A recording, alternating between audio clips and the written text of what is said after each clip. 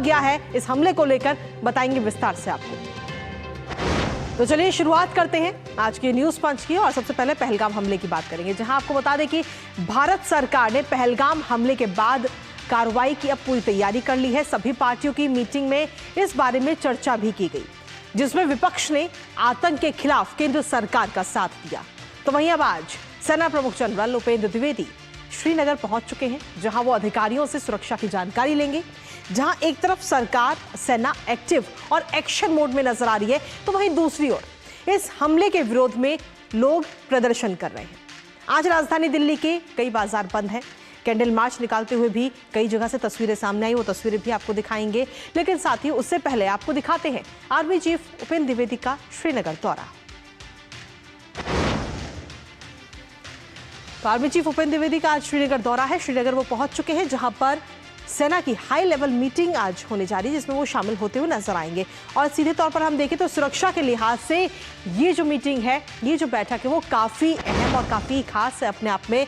15 core के commander और राष्ट्रीय राइफल के अधिकारी इस बैठक में शामिल होते हुए नजर आएंगे। इसके साथ ही आपको बता दें कि वरिष्ठ कमांडर पूरे घटनाक्रम की जानकारी देंगे। 22 तारीख को जो पूरा घटनाक्रम हुआ, आतंकी हमला हुआ, उसकी पूरी जानकारी अधिकारी देते हुए नजर आएंगे। साथ ही पहलगाम का दौरा भी करते हुए नजर आएंगे, जहां पर यह आतंकी हमला हुआ था, उस जगह भी उपेंद्र द्विवेदी जा सकते हैं। इसके अलावा आपको बताते हैं कि घाटी में सुरक्षा भी फिलहाल कैसी है, उसकी भी जानकारी लेंगे, सुरक्षा हालातों का, और साथ ही LOC के हालातों की भी जानकारी और जायजा लेते हुए उपेंद्र द्विवेदी नजर आएंगे। इसके साथ ही आपको बता दें कि उत्तरी कमान के शीर्ष अधिकारियों के साथ भी काफी अहम बैठक है, और उस बैठक में जो शीर्ष अधिकारी हैं वो पूरी जानकारी देते हुए नजर आएंगे किस तरीके से इस वक्त सैन्य कार्रवाई चल रही है, क्योंकि सैन्य कार्रवाई की जानकारी पूरी दी जाएगी उपेंद्र द्विवेदी को। और साथ ही LOC पर जिस तरीके से छुटपुट चीजें जो नजर आ रही हैं, उनको लेकर भी पूरी जानकारी दी जाएगी। केंद्र सरकार और सेना की ओर से स्पष्ट संकेत इस वक्त पूरे देश को दिए गए हैं कि आतंकवाद के खिलाफ कोई नरमी नहीं बरती जाएगी। बीते कल भी ये मैसेज प्रधानमंत्री नरेंद्र मोदी की तरफ से भी दिया गया। और इसी पर ताजा अपडेट ले लेते हैं। इस वक्त हमारे साथ में हमारे सहयोगी अश्विनी इस वक्त जो है सीधा उन्हीं का रुख करेंगे। अश्विनी, अगर हम देखें तो सीधे तौर पर श्रीनगर इस वक्त पहुंच चुके हैं उपेंद्र द्विवेदी, जहां पर वो जो तमाम अधिकारी हैं उनके साथ बैठक भी करेंगे और हाई लेवल मीटिंग भी होने जा रही है। किस तरीके का प्रोग्राम उनका रहेगा आज का? निश्चित तौर से आप ये समझिए सेनाध्यक्ष पहुंच चुके हैं। यहाँ पर बदामी बाग कैंट एरिया में जो जनरल ऑफिसर कमांडिंग का ऑफिस है गार्डन कार्प्स का, वहाँ पर वो हैं। वहाँ पर उस सेना के उच्च अधिकारियों से बातचीत कर रहे हैं, और साथ ही साथ जो सुरक्षा स्थितियाँ हैं, जो सुरक्षा चुनौतियाँ भी आतंकवादी हमले में, जो पहलगाम का जो आतंकवादी हमला हुआ उसके बाद जो सुरक्षा की स्थिति है, उसकी वो समीक्षा कर रहे हैं। इसके बाद वो यहाँ के जो पुलिस है, पुलिस के शीर्षस्थ अधिकारी DGP, उनसे मुलाकात करेंगे, और उनका फिर उसके बाद यहाँ के लेफ्टिनेंट गवर्नर मनोज सिन्हा से मुलाकात करने का कार्यक्रम है। तो निश्चित तौर से आप ये समझे कि जो सुरक्षा रणनीति है आगे की, किस तरीके से जो सुरक्षा चुनौतियां हैं, और साथ ही साथ जो सीमा पार से अनेक घुसपैठ की कोशिशें होती हैं, उन सब पर विस्तृत रूप से चर्चा होगी। आज पाकिस्तान की तरफ से लाइन ऑफ कंट्रोल पर फायरिंग की गई है, उसका भी भारतीय सेना ने मुंहतोड़ जवाब दिया है। स्थितियां जो है सीमा पर निश्चित तौर से तनावपूर्ण बनी हुई हैं। इसके पहले अगर आप देखें तो जो उड़ी का सेक्टर है, जहां पर बारामूला का सेक्टर है, इससे पहले वहां पर इन्फिल्ट्रेशन करने की कोशिश में विदेशी आतंकवादियों को मार गिराया गया था। सेना पूरी तरीके से चौकस है। लाइन ऑफ कंट्रोल पर हमेशा 24 घंटे 24/7 विजिलेंस तो रहती है। साथ ही साथ आप ये समझे कि जो लॉन्चिंग पैड पर बड़े रहने वाले टेररिस्ट हैं, जो आतंकवादी सीमा पार से देश में घुसपैठ करने की कोशिश करते हैं, हिली टेरेन होता है, हिली टेरेन के अलावा नए नए वो रास्ते ईजाद करते हैं। उन रास्तों को कहीं ना कहीं पूरी तरीके से फोर्टिफाइड करना, घुसपैठ को पूरी तरीके से रोकना, और सीमा पार से किसी भी तरीके की बेजा हरकत का माकूल मुंहतोड़ जवाब त्वरित तरीके से देना, ये पूरा का पूरा यहाँ पर सेना का हमेशा रणनीति रहती है। और उसी को और तरीके से सुदृढ़ करने के लिए, यहाँ की सैन्य स्थिति, यहाँ के वर्तमान स्थिति का आकलन करने के लिए सेना प्रमुख यहाँ पर पहुंचे हैं। इसके बाद पुलिस के शीर्षस्थ अधिकारियों से बातचीत करने के बाद वो LG से मुलाकात करेंगे। ये उनका यही कार्यक्रम है।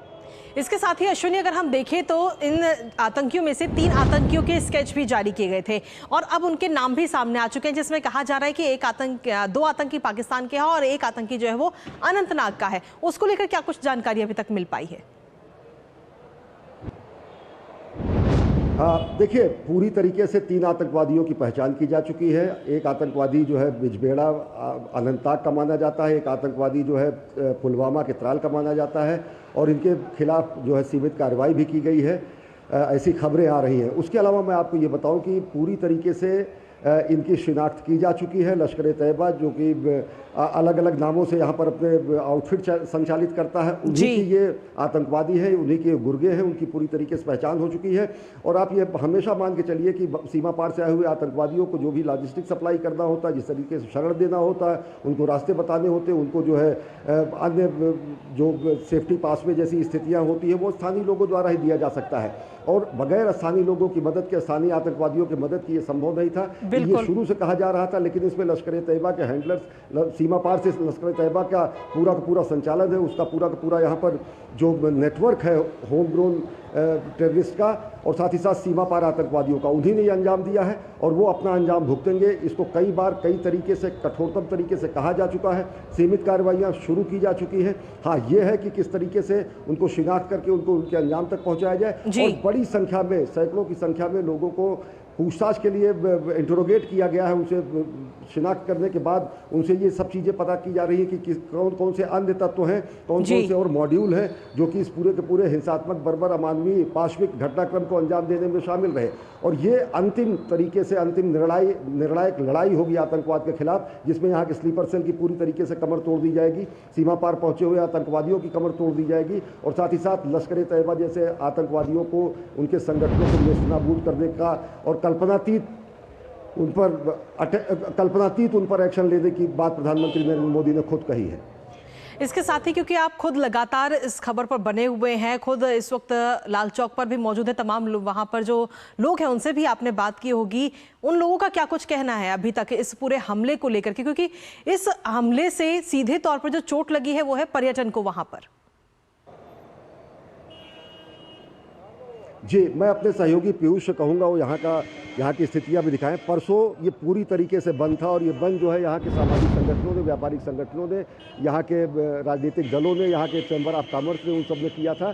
सारी दुकानें बंद थी, सारे तरीके से यहाँ पर हुजूम लोगों का हमला हुआ था। हज़ारों की संख्या में अलग अलग जगहों के लोग, अलग अलग संस्थाओं के लोग, चाहे वो ट्रेडर्स हो, चाहे टैक्सी यूनियन के हो, शिकारिया यूनियन के हो, लॉयर्स हो, सभी लोगों ने आकर यहाँ पे प्रदर्शन किया था। और उनका एक ही बुलंद नारा था कि टूरिस्ट हमारी जान है, और वो किसी भी तरीके से इस तरीके के हमले को बर्बर, कायराना और साथ ही साथ घाटी के तत्वों द्वारा न किया जाना बता रहे थे। लेकिन अब जब ये पूरी तरीके से स्पष्ट हो चुका है कि घाटी के आतंकवादी इसमें शामिल थे, तो ये स्थितियाँ पूरी तरीके से साफ हो जाती हैं।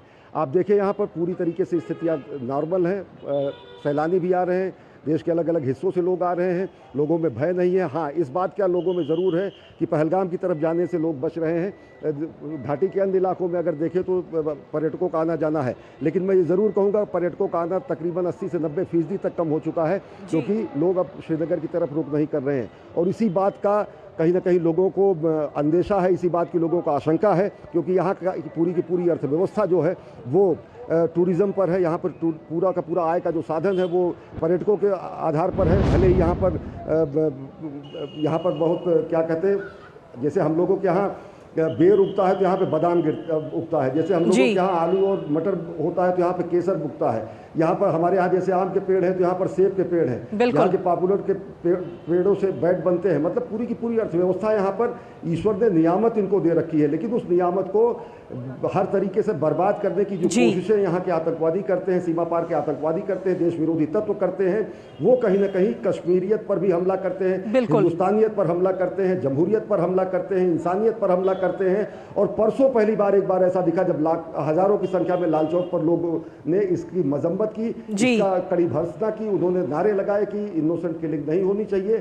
बड़ा माइंडसेट का परिवर्तन है। हाँ, ये तब भी होना चाहिए जब हमारे सैनिकों पर हमले होते हैं। जब हमारे पुलवामा में हमला हुआ तो इस तरीके का प्रदर्शन फिलहाल नहीं देखा गया, लेकिन अपेक्षा ये की जाती है कि किसी भी सैनिक, अर्धसैनिक, नागरिक, इनोसेंट के हत्या होने पर इसी तरीके से घाटी उठ खड़ी हो और इसकी मजम्मत करे, इसका भर्त्सना करे, देश के साथ कंधे से कंधा मिलाकर देश की ठीक है। बिल्कुल अश्विनी, आपके पास में वापस आते हैं इस वक्त। साथ ही अपने दर्शकों को भी बता दें कि बीते कल की अगर हम बात करें तो संसद भवन में सर्वदलीय बैठक हुई, जिसमें केंद्रीय गृह मंत्री अमित शाह, रक्षा मंत्री राजनाथ सिंह, केंद्रीय मंत्री और भारतीय जनता पार्टी के राष्ट्रीय अध्यक्ष जेपी नड्डा, केंद्रीय मंत्री किरेन रिजिजू, विदेश मंत्री डॉक्टर एस जयशंकर, कांग्रेस अध्यक्ष मल्लिकार्जुन खड़गे, लोकसभा नेता प्रतिपक्ष और कांग्रेस के सांसद राहुल गांधी और तमाम अन्य नेता इसमें शामिल हुए। और जहां पर सभी दल आतंकवाद के खिलाफ एकजुट होकर एक सुर में नजर आए। सबसे पहले आपको दिखाते हैं कि बैठक में शामिल होने के बाद में केंद्रीय मंत्री किरेन रिजिजू ने क्या कुछ कहा है, वो आपको दिखाते हैं और सुनाते हैं। ये एक घटना ने माहौल जो खराब किया, उसको लेकर के सबने अपना चिंता जताया है। सब पॉलिटिकल पार्टी ने अपने अपने विचार को रखा और एक चीज़ सामने में आया कि देश को एकजुट और एक आवाज़ में खड़ा रह करके बोलना चाहिए और आतंकवाद के खिलाफ में एकजुट होकर के भारत को लड़ाई लड़ना चाहिए, ये सब ने माना है। और इसी के साथ ही बीते कल हुई सर्वदलीय बैठक में मल्लिकार्जुन खड़गे भी शामिल होते हुए नजर आए। कांग्रेस के अध्यक्ष हैं और उनकी तरफ से किस तरीके से समर्थन केंद्र सरकार को दिया गया, वो आपको सुनाते हैं। पार्टी के साथ हुई, जो राजनाथ सिंह जी ने प्रिसाइड किया, अमित शाह जी भी वहाँ थे। हमने सब लोगों ने मिल के जो पहलगाम में इंसिडेंट हुआ है उसको सभी लोगों ने कंडम किया, ऑल पार्टी इर्रेस्पेक्टिव ऑफ ये वो ऐसा कुछ। और दूसरी चीज़ हमने ये कहा कि कश्मीर में शांति रखने के लिए वो अच्छा प्रयास करें और वहाँ पर शांति रखना ज़रूरी है, ये बात उनके सामने हमने रखा और उन्होंने ये कहा कि सभी एक्शन ले लें। और इसके साथ ही संसद भवन में हुई सर्वदलीय बैठक में एआईएमआईएम के प्रमुख असदुद्दीन ओवैसी भी इसमें शामिल हुए और उन्होंने भी केंद्र सरकार को आतंक के इस मुद्दे पर सपोर्ट करते हुए वो भी नजर आए, अपना समर्थन उन्होंने दिया और आतंक के खिलाफ एकजुट होते हुए नजर आए। क्या कुछ कहा असदुद्दीन ओवैसी ने, वो भी आपको सुनाते हैं इस बैठक के बाद। हमारे संविधान में आर्टिकल 355 है जो ये कहता है कि यूनियन पर एक ड्यूटी है एक्सटर्नल एग्रेशन से स्टेट्स को बचाने के लिए। तो ये तीनों चीज़ें हैं सरकार के सामने और वो जो मुनासिब समझते हैं इन टेररिस्ट ग्रुप के खिलाफ, जिस देश में टेररिस्ट ग्रुप को पनाह दी जा रही है, मदद दी जा रही है, उनको पूरी ताकत दी जा रही है, उनके खिलाफ एक्शन ले सकते हैं। इन दहशतगर्दों ने किसी का रिलीजन पूछकर उनकी जान ली, वो कंडेमनेबल है। मेरे पास तो अल्फाज भी नहीं है। तो इस आतंकी हमले की चौतरफा निंदा तो हो ही रही है, लेकिन साथ ही इस वक्त पूरा देश जो है वो एकजुट है, पूरा विश्व भारत के साथ खड़ा हुआ नजर आ रहा है इस आतंकी हमले को लेकर के।